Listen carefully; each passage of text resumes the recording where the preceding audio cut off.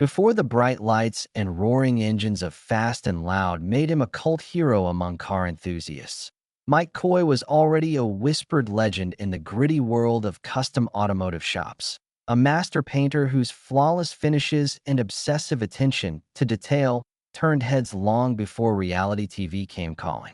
He wasn't chasing Instagram likes or viral fame. Coy was all about the craft, a quiet artist who let his spray gun do the talking, transforming battered frames into rolling masterpieces with every meticulous layer of paint. His journey started in small, no-frills garages, the kind where grease-stained floors and the hum of air compressors set the stage for real work, not stage drama. Years of honing his skills on everything from classic hot rods to modern custom builds earned him a reputation as the guy you called when you needed perfection, the kind of paint job that demanded endless hours, surgical precision, and zero margin for error. He wasn't just a technician. He was a wizard with a paint booth, blending colors and finishes with a finesse that made other builders take notice. When Richard Rawlings, the larger-than-life frontman of Gas Monkey Garage, brought Coy into the fold for Fast and Loud, it wasn't to play a role in the show's circus of chaos. It was because they needed the best, someone who could deliver jaw-dropping results under the pressure of tight deadlines and rolling cameras. From his first episode, Coy's role was crystal clear. He was the closer, the guy who took a car from raw metal to showstopper, giving each build its final, unforgettable identity. In a shop bursting with oversized egos, shouting matches, and the constant scramble of last-minute fixes, Coy was a rare breed. A calm, unshakable presence who stayed laser-focused on his work, unbothered by the reality TV whirlwind around him. While Richard worked the deals and Aaron Kaufman wrestled with mechanical gremlins, Coy was in the paint booth, turning their chaotic creations into polished works of art, one flawless coat at a time. Fans, especially true gearheads, loved him for it, drawn to his no-nonsense vibe, his refusal to play the fame game, and the way his work spoke louder than any catchphrase ever could. He didn't need to yell or stir the pot to stand out. His paint jobs, gleaming under the shop lights, did that for him, earning him a loyal following who saw past the show's theatrics to the real talent in the garage. As Fast and Loud skyrocketed to fame, becoming a staple for car lovers and reality TV junkies alike, Coy's quiet brilliance became a cornerstone of Gas Monkey's reputation, even if the cameras didn't always linger on him. He wasn't the guy cracking jokes or throwing wrenches for dramatic effect, but he was the one who made every car look like it belonged on a magazine cover, whether it was a '69 Camaro or a resto-modded pickup. His process was a masterclass in patience, mixing custom colors, prepping surfaces to perfection, and laying down finishes so smooth they seemed to defy physics. Yet, as the seasons rolled on, something strange started happening. Mike Coy's presence on the show began to fade, like a classic car left in the shadows. His paint segments, once a highlight where viewers got a glimpse into his artistry, got shorter, less detailed, sometimes skipped entirely. A car would go from primer to a dazzling reveal with no mention of the hours Coy poured into it, leaving fans baffled and frustrated. Online forums and Reddit threads lit up with questions. Where's Mike Coy? Why isn't he getting screen time? Some speculated the producers didn't think paintwork was sexy enough for TV, too slow for the fast-paced drama they craved. Others wondered if something deeper was brewing behind the scenes, a clash, a burnout, or a craftsman fed up with his work being reduced to a 10-second montage. What made it all the more maddening was Coy's silence. He didn't take to social media to vent, didn't give interviews spilling tea, didn't even acknowledge the shrinking spotlight. That restraint only fueled his mystique, making fans admire him more for staying true to his principles in a world obsessed with clout. Then, without warning, Mike Coy was gone, disappearing from Gas Monkey Garage and Fast and Loud as quietly as he'd worked. No dramatic walk-off, no tearful farewell, no statement from Richard Rawlings or the Discovery Channel. just an absence that hit fans like a gut punch. It was one of the most jarring exits in the show's history, made worse by the complete lack of explanation. The cameras kept rolling, the builds kept coming, but the shop felt hollow without its steadiest hand. Online, the speculation exploded. Did he quit? Was he pushed out? Had he clashed with Rawlings or the producers over the relentless pace of TV production? Some theorized Coy was burned out, tired of rushing his art to fit artificial deadlines.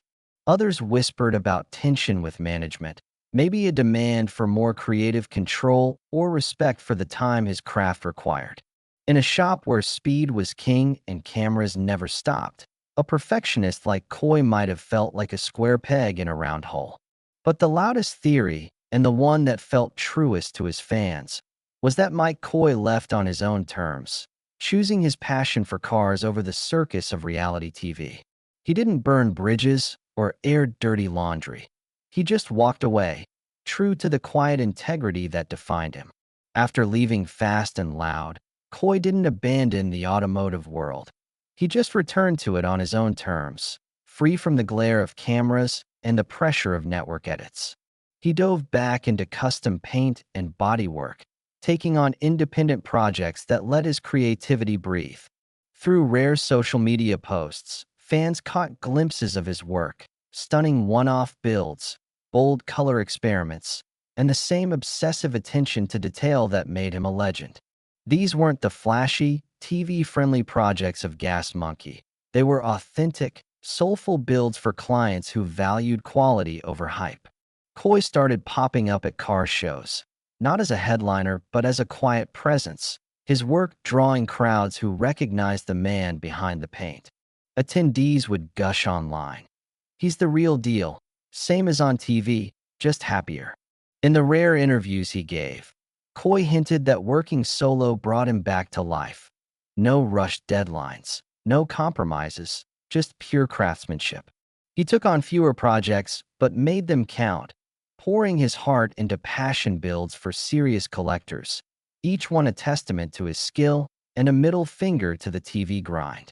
Insiders say his post-show work might be his finest, with richer colors, more daring designs, and a sense of freedom that shines through every finish. Behind the scenes at Gas Monkey, Coy was more than just the paint guy. He was a mentor, a problem solver, and the glue that held the shop together when chaos threatened to derail a build. Former colleagues later shared stories that never made it to air. Coy teaching young builders the tricks of his trade, patiently showing them how to blend colors or sand a panel just right, never acting like he was above them. He donated his skills to charity projects, painting cars for veterans or families in need. No cameras or hashtags involved, just quiet generosity. One tale stands out. A botched paint job nearly tanked a critical build, with the crew ready to throw in the towel.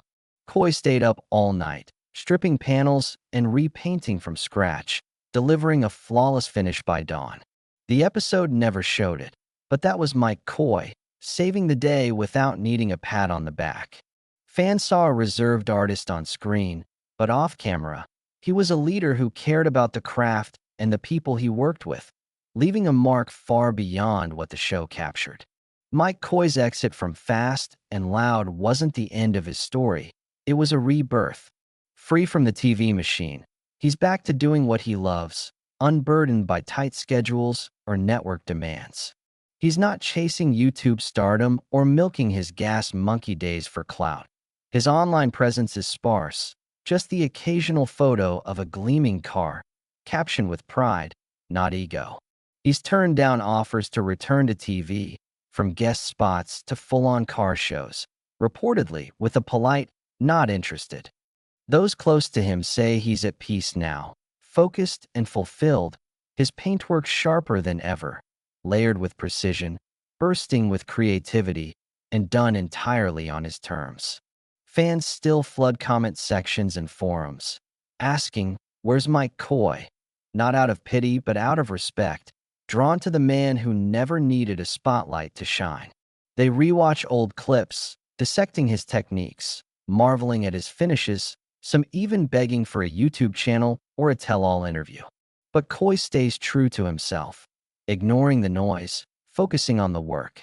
In a genre full of loudmouths and manufactured drama, his quiet retreat has made him a legend.